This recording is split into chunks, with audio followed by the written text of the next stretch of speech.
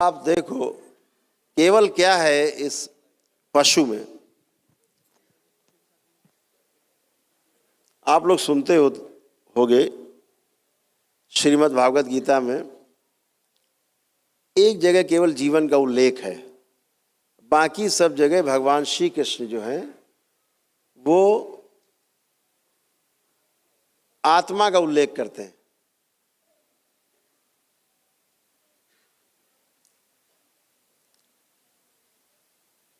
आत्मा का उल्लेख पूरी श्रीमद् भागवत गीता में अगर आप देखेंगे तो भगवान श्री कृष्ण कह रहे हैं मैं आत्मा हूं, मैं शरीर नहीं, है ना। तो आप लोग कभी कभी कंफ्यूज हो जाते होंगे कि आत्मा और जीवन में फर्क क्या है।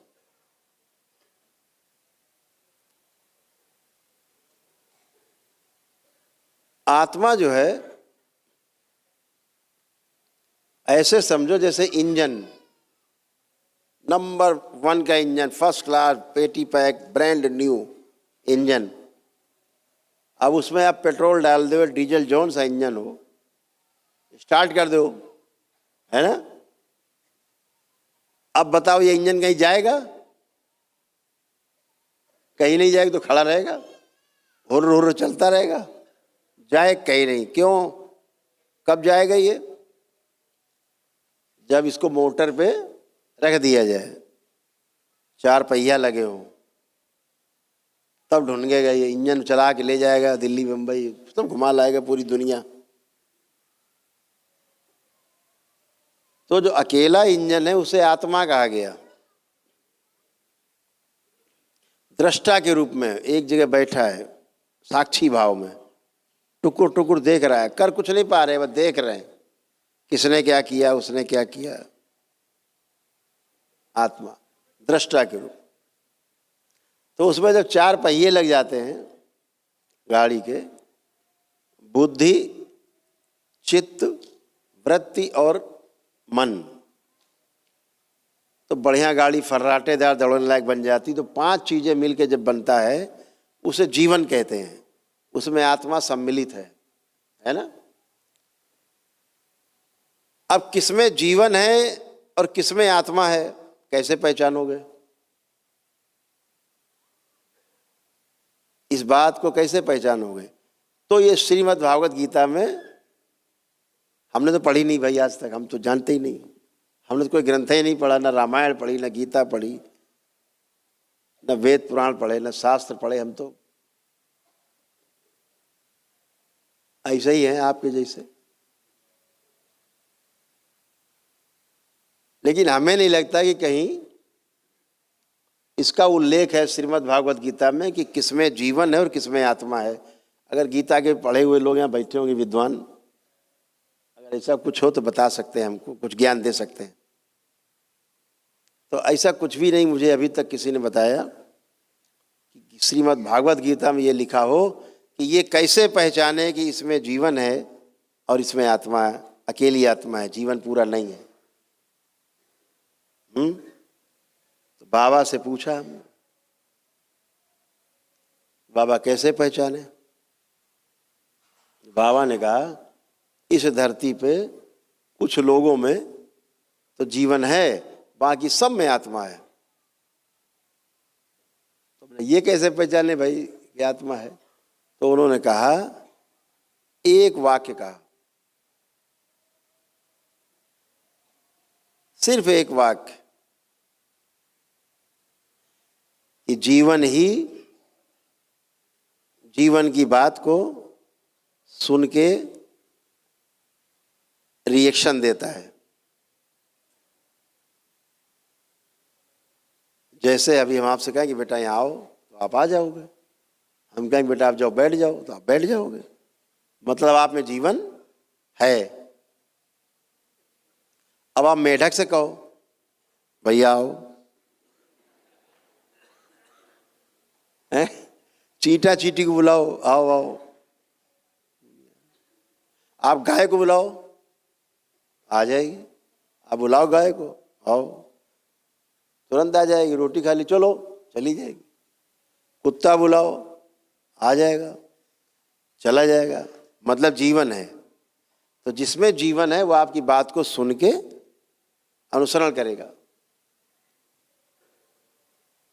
जिनमें जीवन नहीं है वो पलट के आपको रिएक्शन नहीं देगा। वो इंजन की तरह रखा है, हुर हुर कर रहा हो, नहीं जानता कुछ क्या बातें हो रही हैं। तो जीवन ही जीवन को पहचानता है। तो कुछ पशु हैं जिनमें जीवन है, कुछ पक्षी हैं जिनमें जीवन है, सब में नहीं होते। सभी पशुओं में जीवन नहीं है। तो क्या कमी हो गई? एक श्रेणी नीचे है, एक श्रेणी जो मनुष्य में जीवन है और मेढक में केवल आत्मा है, जीवन नहीं है।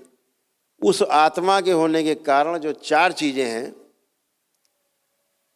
आहार, निद्रा, भय और प्रजनन, ये चार चीजें हैं उस आत्मा के होने के कारण।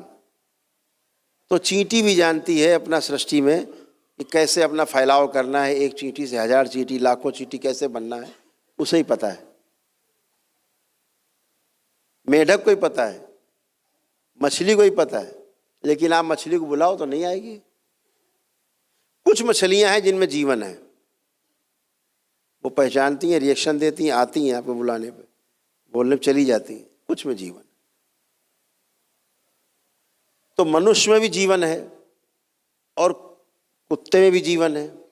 अब फर्क क्या है दोनों में? फिर कैसे श्रेष्ठ मान लिया गया मनुष्य? तो कुत्ते में जीवन तो है, हाथी में जीवन है, गाय में है, घोड़े में, सभी में जीवन है ये। लेकिन इनके अंदर कर्म स्वतंत्रता नहीं है।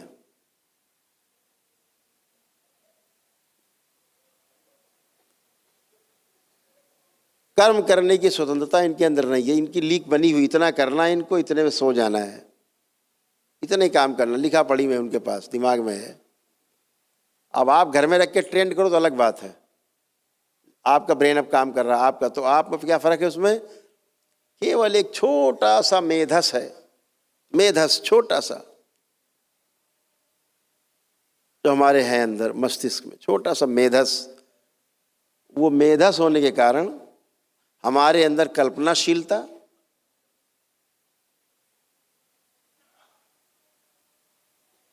और कर्म करने की स्वतंत्रता, दो चीजें उपलब्ध हैं, जिससे एक आदमी लाखों पेड़ लगा सकता है धरती पे और एक ही आदमी लाखों पेड़ काट सकता है। आंख बंद किया, कल्पना कर ली, ऐसे ऐसे घर बनाएंगे, उसमें ऐसे नीचे होगा, कमरा ऊपर होगा, किचन इधर होगा, इधर बाथरूम होगा, सब बन गया और कागज पे खींच दिया।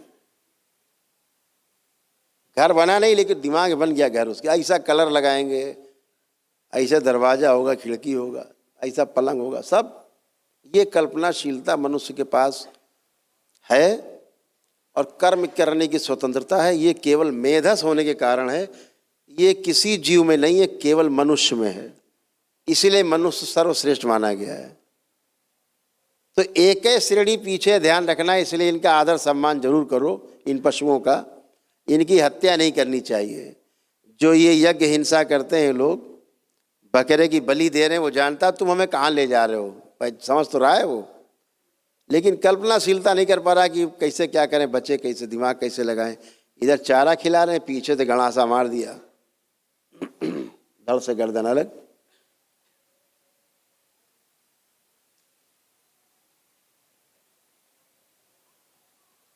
ये जो निरीह पशुओं की जो हत्या होती है, एक श्रेणी पीछे है तुमसे। और ध्यान रखो, तुमने हत्या की तो वो आदमी बनेगा और तुम बनोगे बकरा।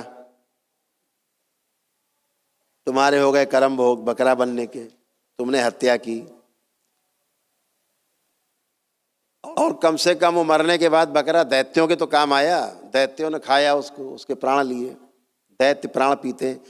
माँ को किसी बलि से लेना देना नहीं है। कोई ये कहता हो, बकवास करता हो कोई मूर्ख आदमी कि